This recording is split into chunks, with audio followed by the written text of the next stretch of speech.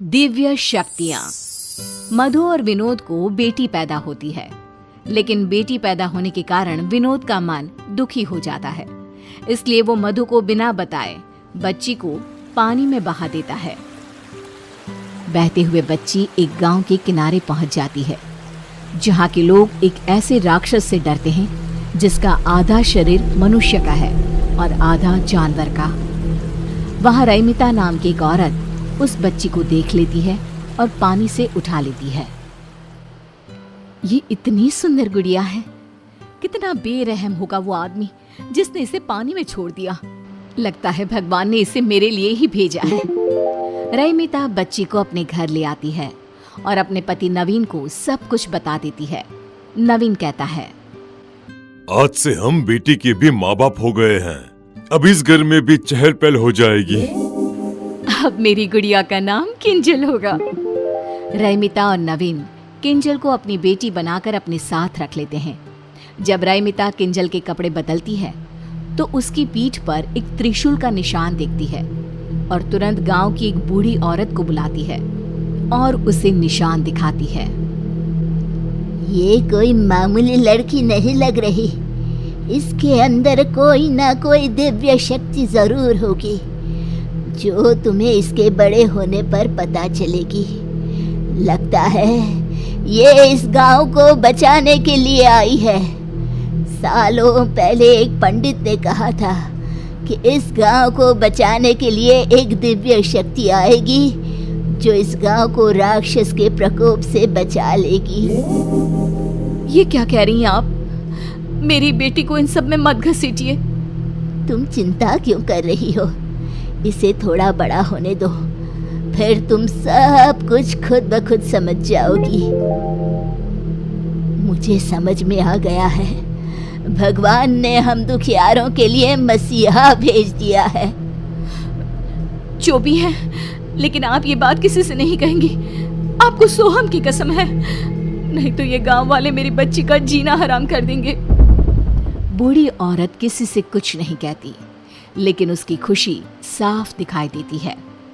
हे ईश्वर, तुम्हें आखिर हम दुखियारों पर दया आ ही गई। दिन गुजरने लगते हैं, किंजल बड़ी होने लगती है। दूसरी ओर राक्षस का कहर बढ़ता ही जा रहा था। राक्षस रात के अंधेरे में लोगों को उठाकर ले जाता है और दिन को वो लोग मरे हुए पाए जाते हैं। एक दिन बुढ़िया रात को सोहम के पास जाकर कहती है, बेटा, इस गांव को हमें छोड़ देना चाहिए। वो राक्षस अगर तुम्हें ले जाएगा तो मेरा क्या होगा? मुझ बुढ़िया का तू एक ही तो सहारा है। दादी माँ, देख लेना, मुझे कुछ नहीं होगा। आपका पोता किसी राक्षस से कम नहीं है। पगले ऐसे नहीं बोलते। सोहम सो जाता है और बुढ़िया देखती है कि सोहम के शरीर में कुछ बदलाव आ रहे हैं। उसके हाथों के नाखून किसी दानों की तरह हो रहे हैं और उसके चेहरे पर बाल आ रहे हैं। ये सब देखकर बुढ़िया डर जाती है और सोहम को उठा लेती है। उठते ही सोहम पहले जैसा ही होने लगता है। बुढ़िया सोहम को सब कुछ बता देती है। दादी, ये सब आपका वहम है। आपने उस राक्षस के बारे में इतना सोच लिया कि आपको हर जगह वही दिख रहा है। बुढ़िया को भी लगता है कि ये सब उसकी सोच और डर के कारण है। उधर नवीन एक गाड़ी से टकरा जाता है और उसके पैरों की हड्डियां टूट जाती है। रैमिता किसी तरह उसे अस्पताल में दाखिल करवाती है। उसके ऑपरेशन के लिए पैसों के जुगाड़ करने में लग जाती है, लेकिन जैसे ही किंजल नवीन के पैरों को हाथ लगाती है, नवीन ठीक हो जाता है। तब डॉक्टर कहते हैं, देखिए, अब इन्हें ऑपरेशन की कोई जरूरत नहीं है। आप इन्हें घर पे ले जा सकती हैं। सो स्ट्रेंज, बिना कुछ किए ही आपके हस्बैंड ठीक हो गए। रैमिता को बुढ़िया की बातें याद आने लगती है। किंजल कोई मामूली लड़की नहीं है, इसमें दिव्य शक्तियां हैं, लेकिन मैं अपनी बेटी को उस राक्षस के पास कभी नहीं जाने दूंगी। नवीन घर आ जाता है और अब किंजल जिस भी चीज को हाथ लगाती वो चीज खुद ब खुद ठीक हो जाती। धीरे धीरे किंजल की शक्तियां लोगों की नजर में भी आने लगती है। एक रोज किंजल के जन्मदिन पर बुढ़िया सोहम के साथ रैमिता के घर आती है। तब रैमिता कहती है, अम्मा जी, अब तो खाकर ही जाइएगा, ऐसे मैं नहीं जाने दूंगी आपको। मैं सोच रही थी क्यों ना किंजल का रिश्ता सोहम से तय कर दो तुम, फिर तुम्हारी किंजल तुम्हारे नजर के सामने ही रहेगी। नहीं नहीं, मेरी किंजल शहर जाएगी, उसके लिए शहर से बड़े बड़े रिश्ते आ रहे हैं। बुढ़िया मन ही मन दुखी हो जाती है क्योंकि वो किंजल को अपनी बहू की तरह देख रही थी। खाने में रात होने के कारण रईमिता सोहम और बुढ़िया को अपने घर पर ही रोक लेती है। सोहम और बुढ़िया रईमिता के घर पर ही रुक जाते हैं। आधी रात को जब रईमिता पानी पीने के लिए उठती है तो वो देखती है कि किंजल कमरे में नहीं है। रईमिता तुरंत पूरे घर में देखती है लेकिन किंजल कहीं नहीं मिलती।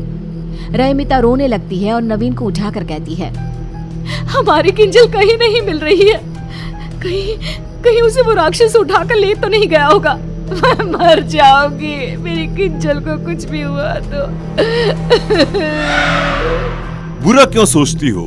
इतने में बुढ़िया आकर कहती है, मेरा सोहम भी नहीं मिल रहा। लगता है दोनों बच्चे उस राक्षस के हत्थे चढ़ गए हैं। चलो उस जंगल की ओर चलते हैं जहाँ वो लोगों को उठाकर ले जाता है। आप दोनों यहीं रहिए, मैं जाता हूँ। अगर वो राक्षस आप दोनों को भी ले गया तो मैं क्या करूँगा? मैं जी कर भी क्या करूँगी, मेरे लिए सब कुछ मेरा पोता ही तो है, मुझे भी ले चलो। तीनों जंगल की ओर जाते हैं लेकिन रास्ते में किंजल और सोहम कहीं दिखाई नहीं देते।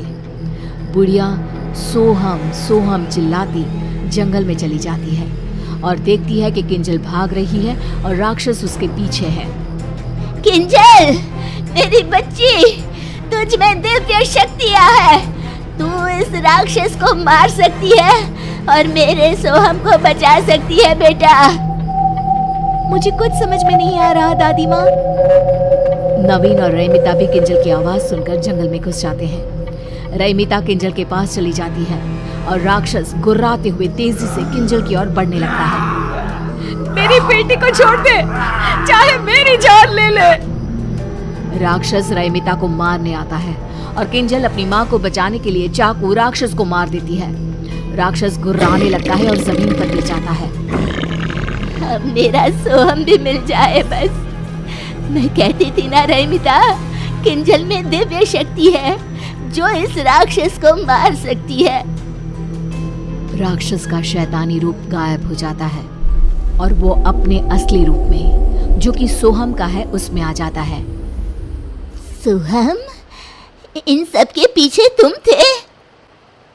नहीं नहीं, ये सोहम नहीं है। सोहम को राक्षस ने अपने वश में कर लिया था।